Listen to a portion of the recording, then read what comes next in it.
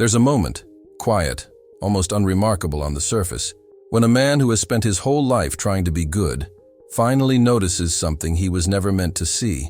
His kindness, the very thing he believed made him trustworthy, loyal, safe, has become the lever someone else pulls to keep him small.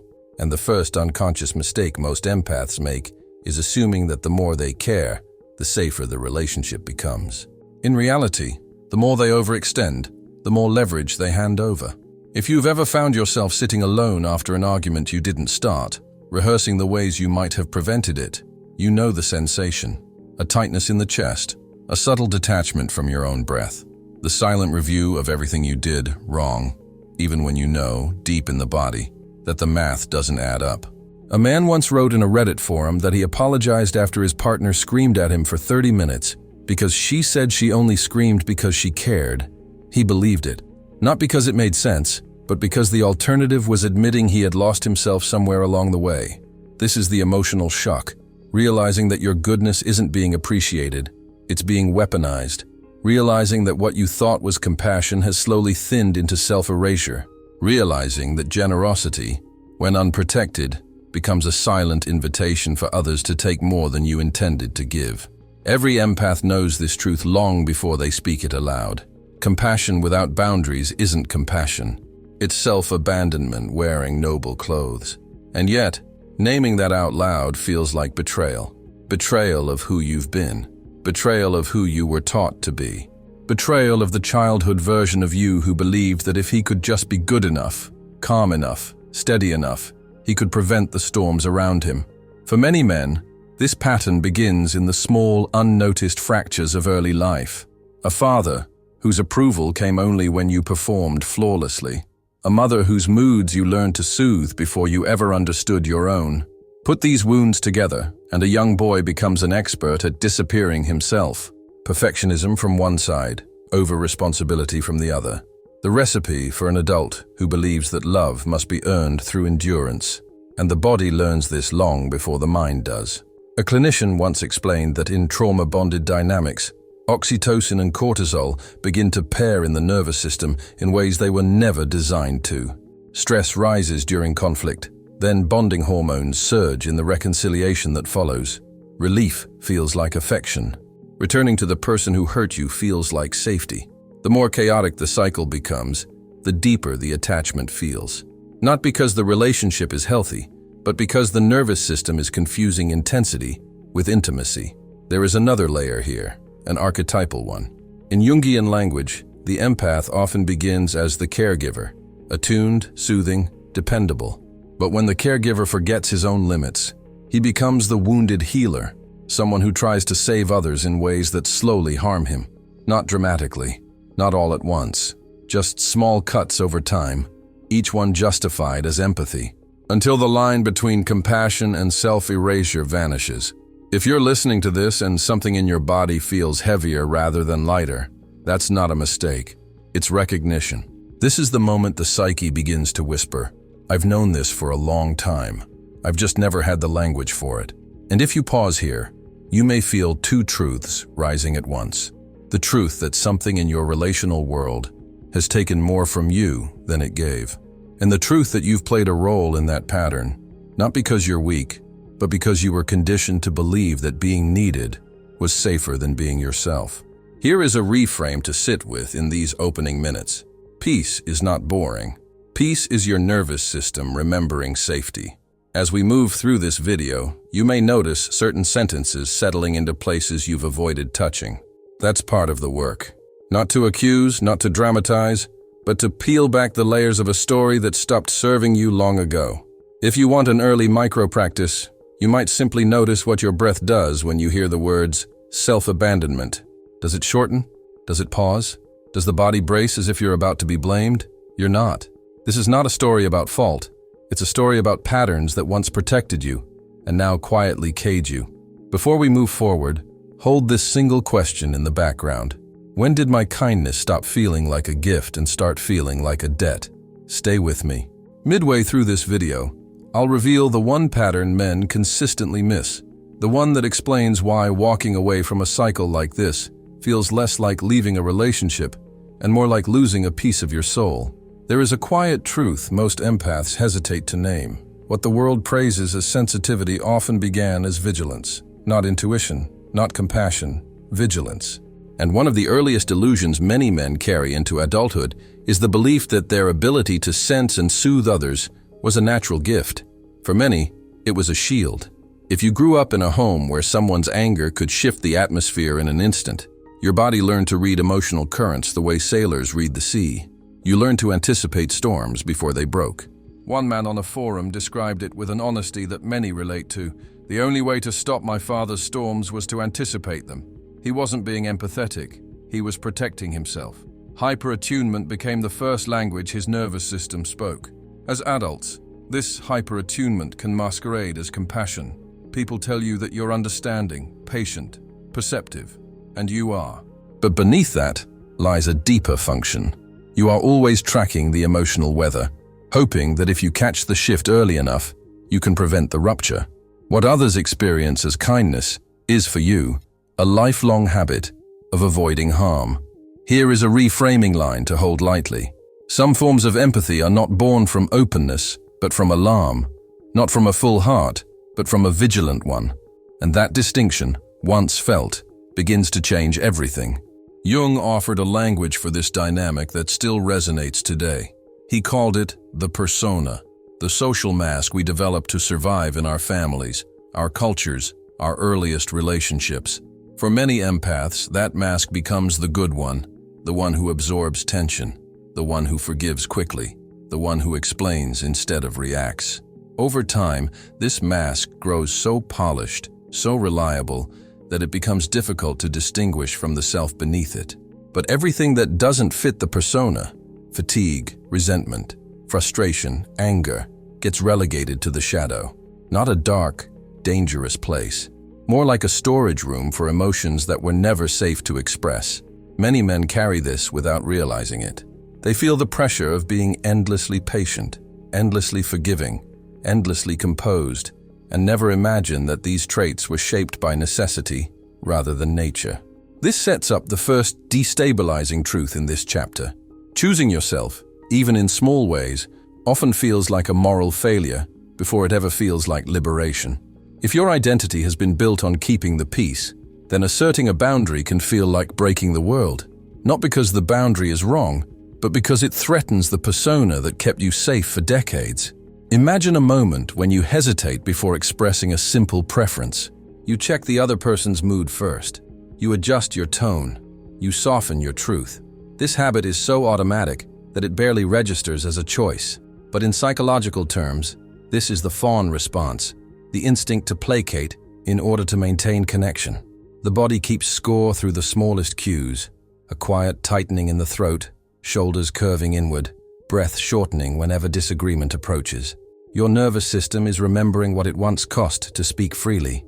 If you want to test the roots of this pattern, one gentle experiment is to notice how often you mentally rehearse your words before sharing them, not to refine clarity, but to minimize the chance of upsetting someone. That rehearsal is often the residue of old environments where your tone determined the temperature of the room. And here is the deeper thread that prepares us for the next chapter. When empathy becomes a survival strategy, your identity wraps itself around self-sacrifice. You are the one who adapts. You are the one who absorbs. You are the one who steadies the ground beneath other people's feet. So when someone says, "Put yourself first," it doesn't feel like advice. It feels like annihilation. This tension is what we will explore next. The identity fracture that emerges when a man begins to question a role he has carried for so long, he doesn't know who he is without it. There comes a point in every empath's journey where the issue is no longer the relationship, the partner, or the pattern. The real tension lives inside the self. Many men believe they are afraid of losing the person who has been hurting them, but the deeper fear is far more intimate. They are afraid of losing the version of themselves they have always been, the one who is needed. Across countless stories, a consistent truth emerges. When a man has spent most of his life providing, stabilizing, repairing, and absorbing, the idea of stepping back from those roles feels like stepping off a cliff. One man wrote beneath a video that he felt invisible whenever he wasn't fixing something for others. If there was nothing to mend, He didn't know how to exist in the room. His usefulness became his identity, and his identity became his value. Here is a line that often unsettles the listener, just enough to create clarity. Many empaths are not attached to the relationship itself. They are attached to the role they play within it. The role of rescuer, the role of interpreter, the role of steady ground. When those roles dissolve, their sense of purpose dissolves with them. This is not weakness. This is conditioning. Neuroscience adds another layer of understanding. The default mode network, the part of the brain involved in self-referential thinking, becomes shaped by the stories we repeat about ourselves. If that story has always been, "I matter when I am needed," then self-sacrifice becomes a neurological groove. Autopilot, a familiar identity that feels safer than unfamiliar freedom. Choosing yourself in that framework is like interrupting a story the brain has rehearsed for decades. It produces not relief at first, but disorientation. And here is a reframing worth pausing for. The empath often believes he is afraid of losing connection. What he is truly afraid of is losing the narrative that gives him a place in the world. Without that narrative, he confronts a silence he has spent years avoiding. The question of who he is when he is not holding everything together. This internal collapse mirrors an old myth. Think of Hercules. We remember him through his labors, each challenge defining his strength, his purpose, his legend. But imagine him stripped of those labors. Imagine him in stillness, without a monster to confront or a crisis to resolve. His strength remains, but its meaning becomes uncertain. The empath experiences something similar. When the external demands fall away, he is left with an unpracticed landscape. A life not defined by fixing or surviving, but by choosing. Some men describe this phase as a hollowing. Others describe it as a quiet panic. Not because they miss the chaos, but because chaos was the environment in which their identity made sense. Without it, there is space they do not yet know how to inhabit. It is common, in this stage, to confuse emptiness with loss. But often, what feels like loss is simply the absence of a role that once compensated for the absence of self. If you want an optional way to feel into this, you might reflect on a moment when someone offered to help you, and you felt uncomfortable, almost guilty, letting them. That tension often reveals an identity built not on mutuality, but on service. An identity that does not yet know how to receive without performing. This brings us to a quiet turning point, because beneath the fear of losing the role lies something more revealing. The growing recognition that the other person's behavior is not mysterious, not personal, not unique. What once felt like a relationship now begins to look like a pattern. And when the pattern becomes visible, the spell weakens. In the next chapter, we will explore this shift in detail. The moment the empath stops seeing the person as complex and starts seeing the behavior as predictable. And with that recognition, something in the nervous system begins to change. There is a moment, subtle, unsettling, and strangely quiet, when the empath finally sees the pattern. Not the person, not the story, not the explanations they have offered themselves for years, but the actual pattern beneath it all. And one of the illusions many men carry into this moment is the belief that unpredictability defines the relationship.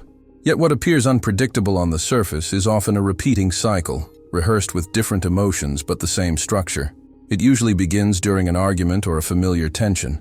Something approaches that old threshold where you would normally soothe, explain, or contain the moment to prevent escalation. But instead of stepping into your usual role, you notice something different. The rhythm of the exchange feels familiar, almost scripted. Guilt rises on cue. Affection returns only when you begin to distance yourself. The reconciliation feels more like a reset button than a resolution. A man once described it as realizing he was watching the same movie he had seen a dozen times, only now he could predict every scene. This recognition does not arrive with anger. It arrives with clarity, and clarity has its own weight. When your mind stops interpreting each conflict as a unique emotional event and begins to see the repetition, something inside becomes still. You no longer feel pulled in 10 directions at once.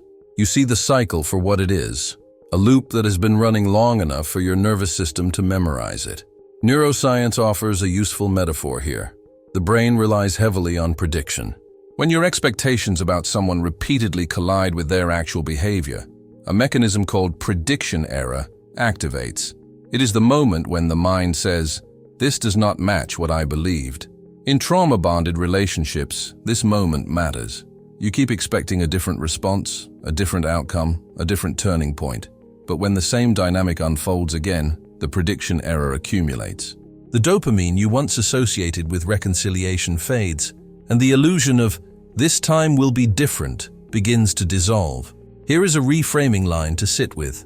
The manipulator does not lose power because you confront them. They lose power because the pattern becomes predictable. Predictability drains intensity. It exposes the machinery behind the performance. What once felt magnetic begins to feel monotonous. This is why for many empaths, the person they once found overwhelming later feels strangely uninteresting. Not because they have changed, but because the spell has broken. Complexity becomes repetition. Passion becomes strategy. Chaos becomes choreography. You begin to see that the love bombing, the withdrawal, the guilt, the sudden warmth, the tension, and the reconciliation operate together like a sequence. Once you see the sequence, you can no longer unsee it. A cultural image mirrors this shift. In the film Whiplash, Andrew initially interprets Fletcher's abuse as a form of mentorship, harsh but purposeful. Every insult feels like a test he must pass.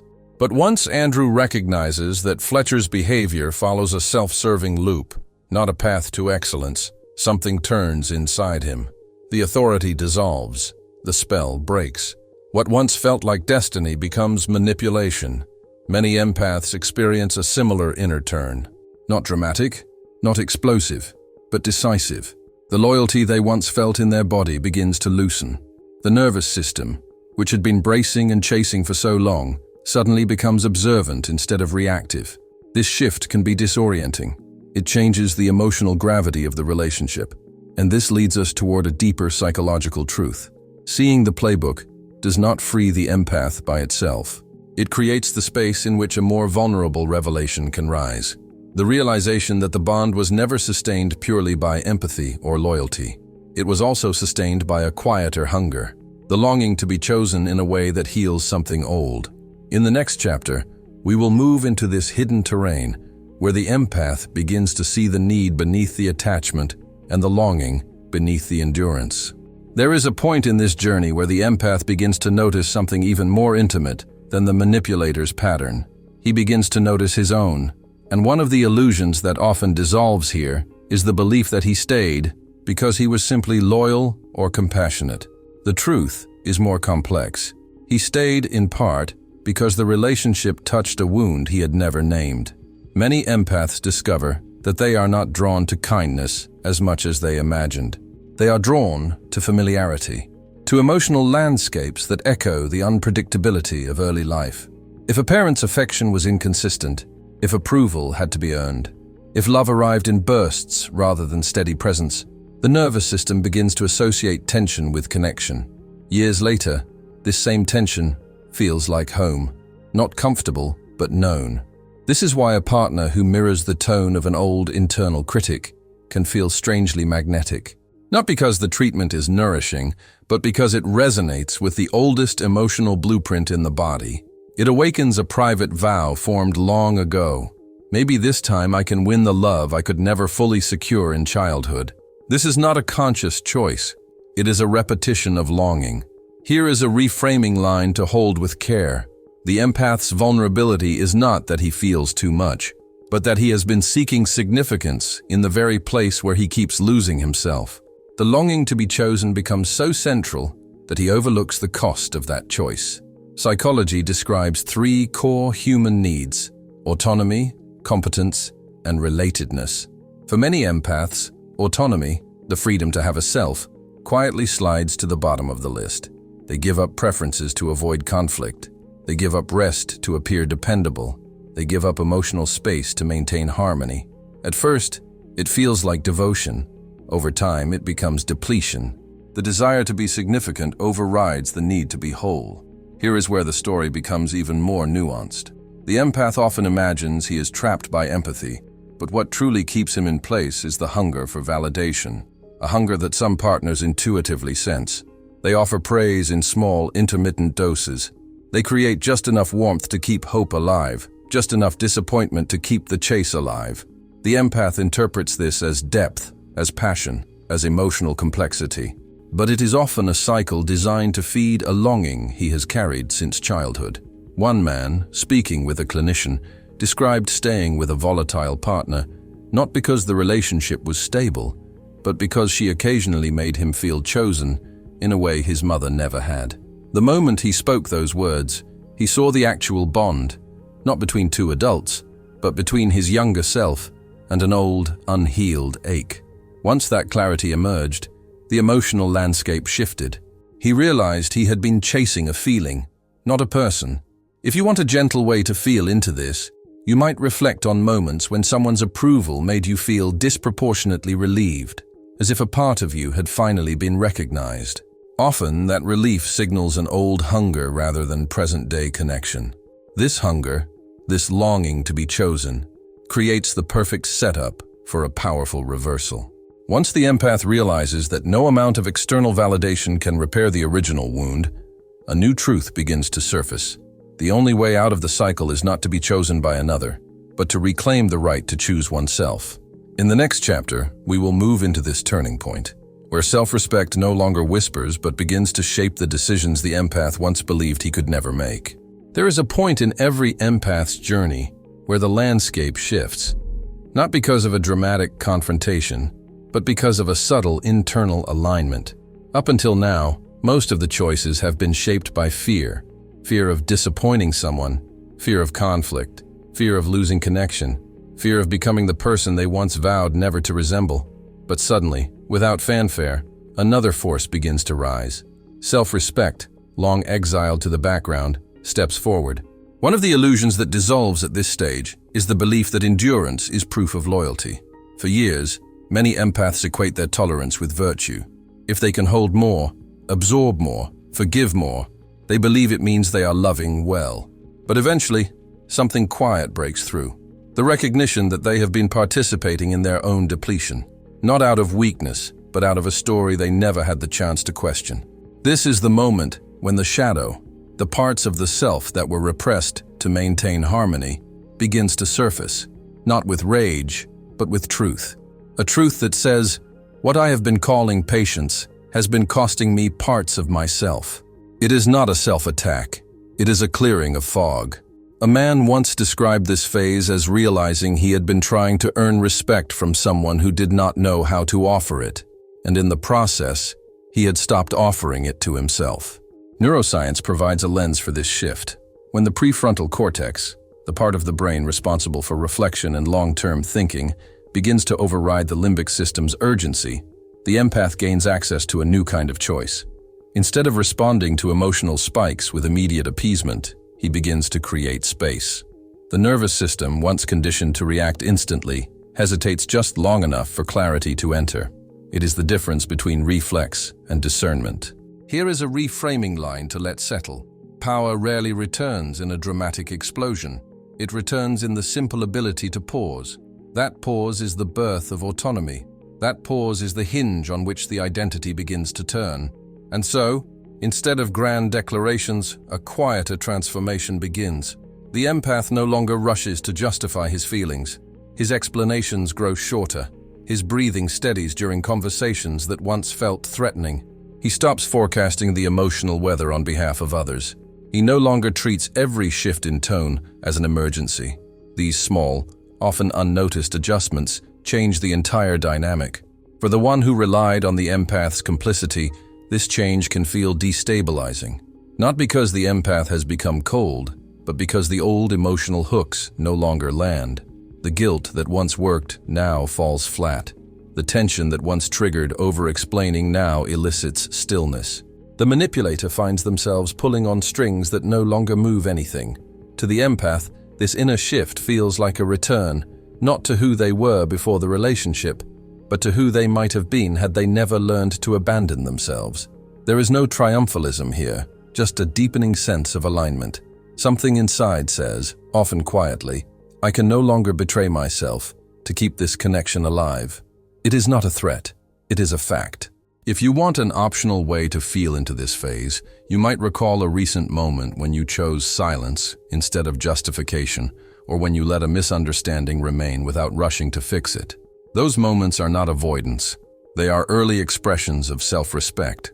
All of this prepares the ground for the real threshold, because the empath is now ready, not conceptually but practically, for the moment this entire journey has been leading toward, choosing themselves. And when that moment arrives, it is not dramatic, not explosive, not cinematic. It is steady. It is clear. It is an internal click that signals a new way of belonging to oneself.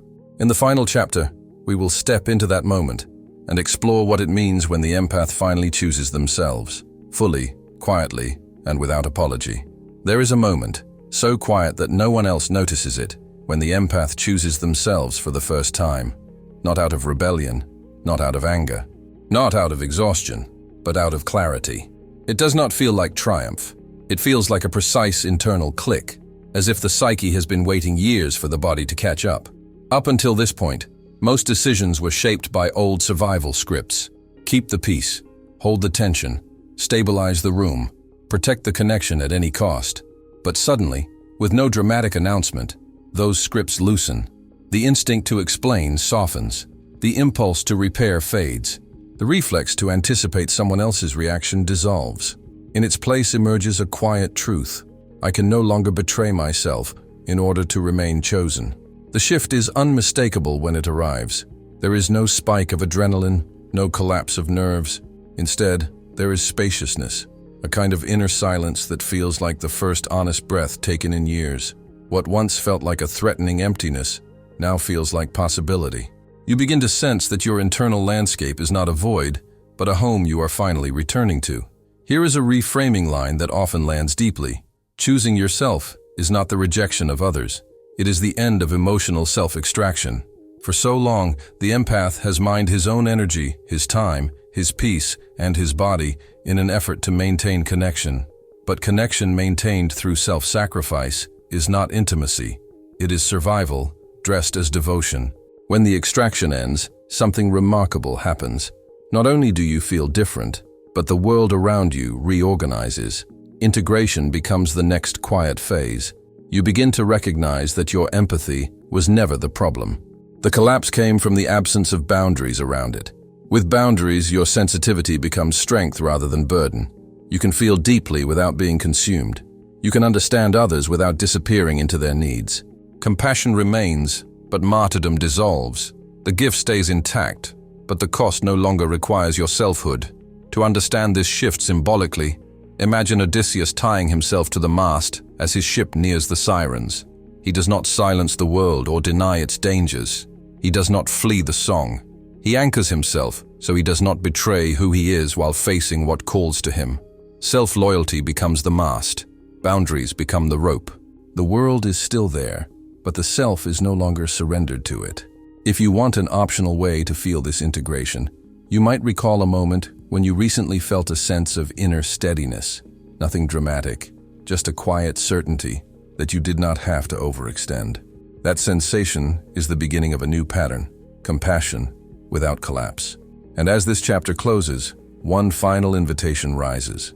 If even a single line in this video echoed something true inside you, you are not alone in this experience. Thousands of men have lived this same arc, believing their kindness was strength, only to discover it had been used as currency in relationships that could never reciprocate. If any part of this mapped your story, you are welcome to share the signal you recognized in yourself. One sentence is enough. Sometimes that single line becomes the mirror someone else needed to finally choose themselves too.